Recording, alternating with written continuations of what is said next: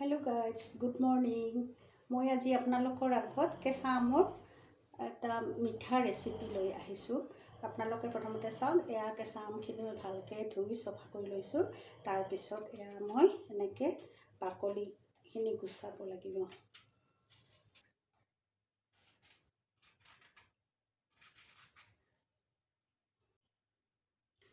এয়া আমৰ বাকলি গুচোৱা হৈ গ'ল।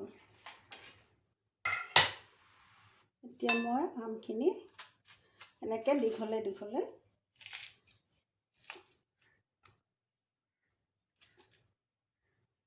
গুটিটো গুচাই দিব লাগিব। এনেকৈ মই মিঠা আচাৰ বুলি ক'ব নোৱাৰি, এইটো টেঙা জ্বলা মিঠা আচাৰ হ'ব।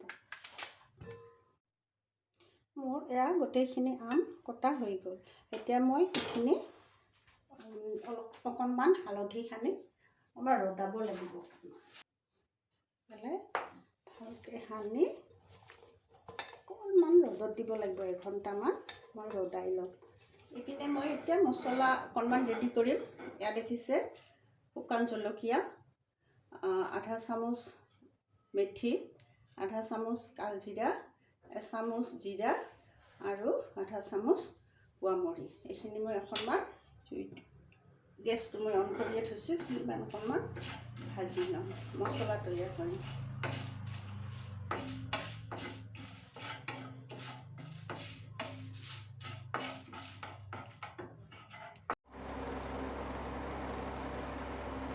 এয়া মোৰ মছলা ৰেডি হৈ গ'ল। এইখিনি ৰ'দৰ পৰা লৈ আহিলোঁ।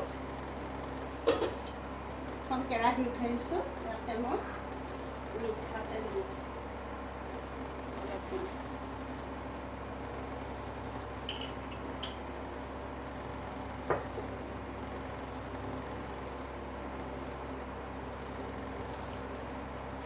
তাৰপিছত ইয়াতে মই বগা সৰিয়হ চামুচ দি দিছোঁ।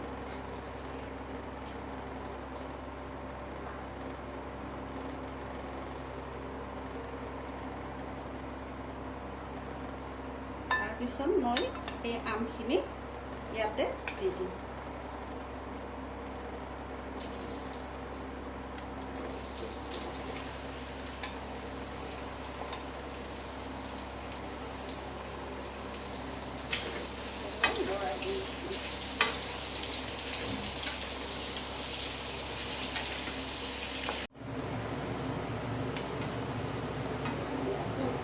মই এচামুচমান নিমখ দি দিম।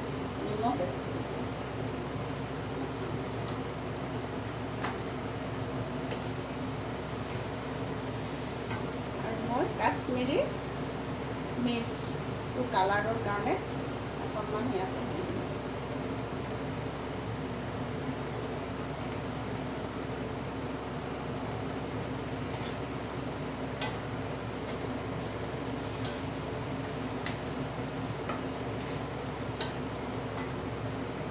এয়া মই গুড়ত অলপমান পানী দি লৈছোঁ।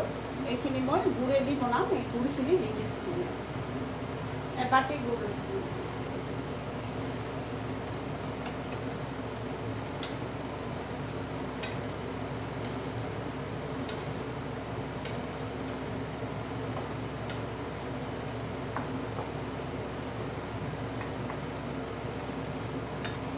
এতিয়া মই ঢাকন মাৰি অকণমান সিজিব দিম। জুইটো মই কমাই দিছোঁ। এয়া মই ঢাকনি গুচাই চাওঁ। ইমান ধুনীয়াকৈ জল আহি গৈছে। বস্তুখিনি হৈ গ'ল। অলমষ্ট হ'ল। এতিয়া যে মছলাখিনি মই ইয়াতে দি দিম।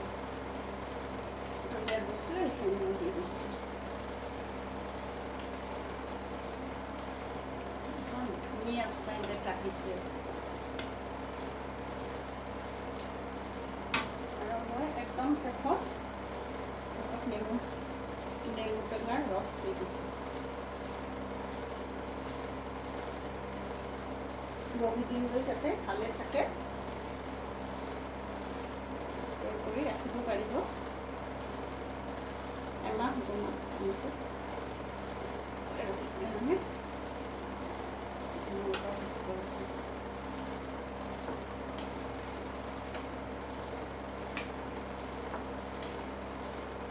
মিঠাটো আপোনালোকে অকণমান টেষ্ট কৰি চাব পাৰে। যদি মিঠা হোৱা নাই, যদি বেছিকৈ মিঠা খায় তেতিয়াহ'লে আকৌ অকণমান মিঠা এড কৰিব পাৰিব।